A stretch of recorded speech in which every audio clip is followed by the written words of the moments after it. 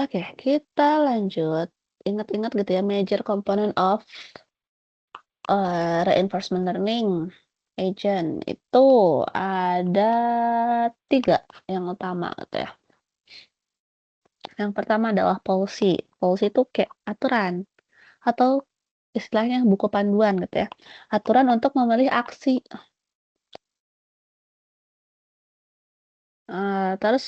Value function itu seberapa bagus gitu sih seberapa bagus sih gitu setiap state atau aksi yang dilakukan.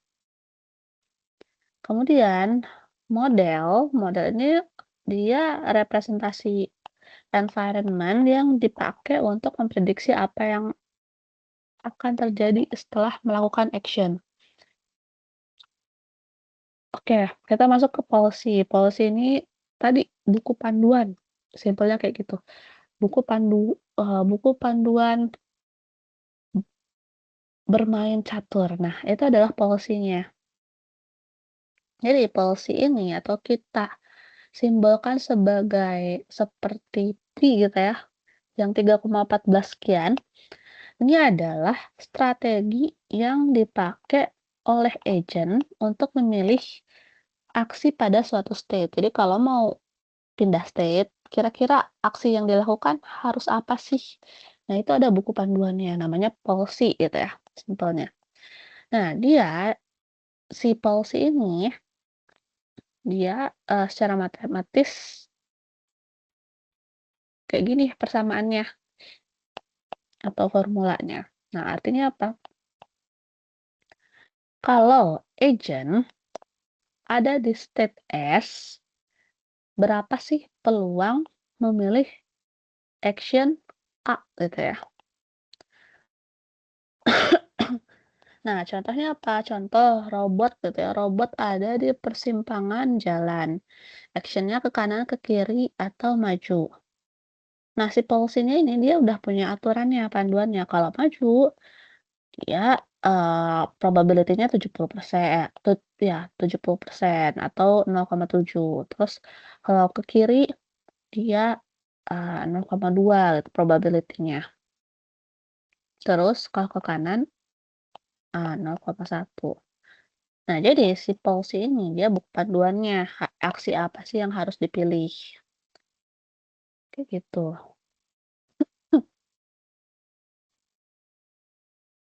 Jadi si policy ini dia yang nentuin behavior dari agent. Hmm, ya sama aja lah ya kayak tadi.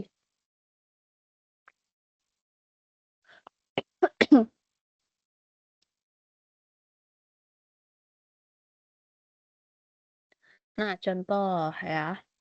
Contoh, kita mau hitung gitu, atau kita sekarang lagi ada di state 7. State 7 tuh ada di posisi di sini, berarti di sini ya state 7 tuh. Nah, kalau kita punya probability all of action yang sama, terus kita ada di state 7, berapa sih berapa sih reward yang kita dapatkan? Oke, sekarang kita lihat, si agent itu bisa kemana aja sih? Atas, bawah, kanan, kiri, ya enggak? Ini kalau kalian pusing sama formulanya, si agent ini bisa kemana aja actionnya? Atas, bawah, kanan, sama kiri. Oke, tadi di aturan awal, setiap action yang dipilih itu rewardnya adalah -1. Tapi kalau dia mencapai goal, action-nya itu dia berpindah ke goal gitu, berarti dia, reward-nya adalah 9, 9. Ya udah tinggal kalian hitung aja reward totalnya. Berarti ke atas, -1, ke bawah -1, ke kiri -1, dan ke kanan kebetulan kalau mencapai goal dia 99. Sehingga kalau di total, ketika ada di stage 7, reward yang didapat ini kurang lebih 96, kayak gitu ya. Kemudian ada value function.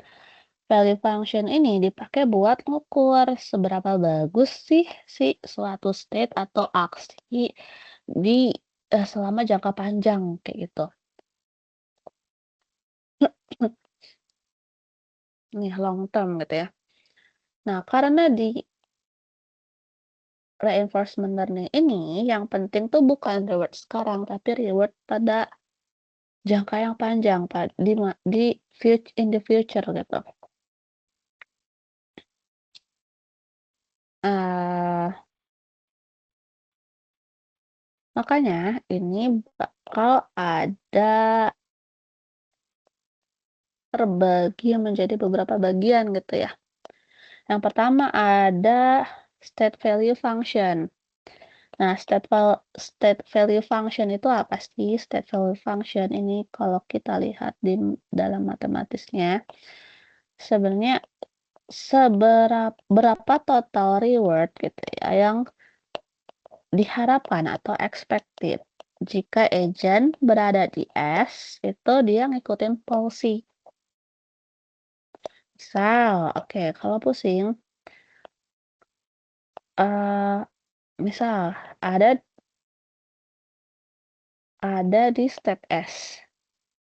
Nah, si agent ini dia gini, si agent ini melakukan atau mengambil action sehingga dia ada di step S. Ngambil action-nya dari mana? Dari policy. Oke, kalau kayak gitu berapa sih total reward yang yang diharapkan gitu ya, berapa sih total reward yang diharapkan? Nah, itu disebut sebagai state value function. Dilambangkan dengan V apa sih namanya? P gitu ya. Nah, semakin dekat ke goal berarti nilai si ininya makin tinggi, tapi kalau makin dekat ke, jebakan atau jurang atau apa gitu ya, ini nilainya rendah. Nah, intinya, state value ini seberapa bagus suatu state gitu ya, kayak gitu.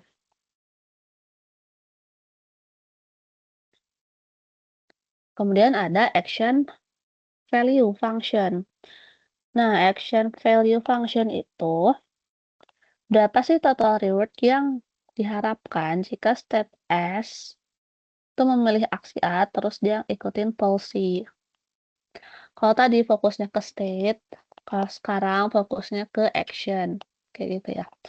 Kalau ada jika di state A si agent itu milih action A, berapa total reward yang, expected gitu ya, yang diharapkan. Kalau pakai policy.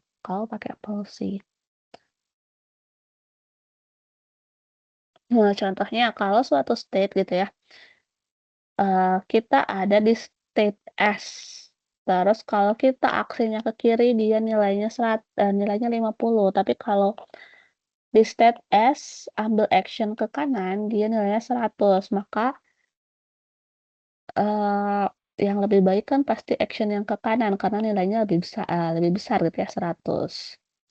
Intinya kalau yang kalau yang state value function ini seberapa bagus sih suatu state, kalau ini seberapa bagus sih pasangan antara state dengan aksi gitu ya, yang nanti kita bakal atau, di Q-learning gitu ya, kita bakal belajar lebih detailnya.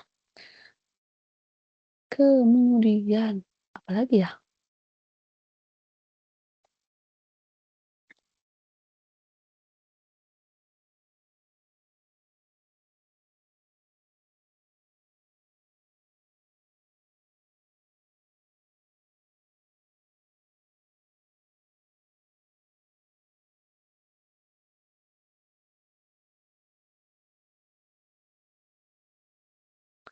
Ini, nah gimana caranya Find policy yang menghasilkan maksimum kumulatif discount reward gitu ya.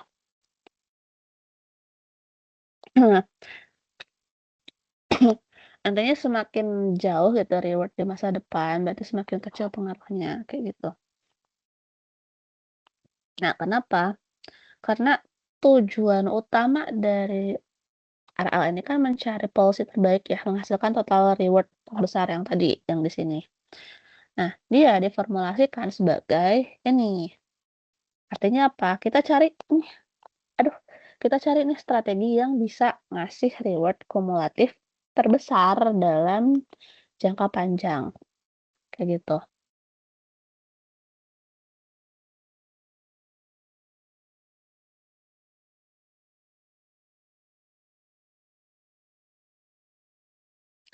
Oke, kita stop dulu, nanti kita lanjut.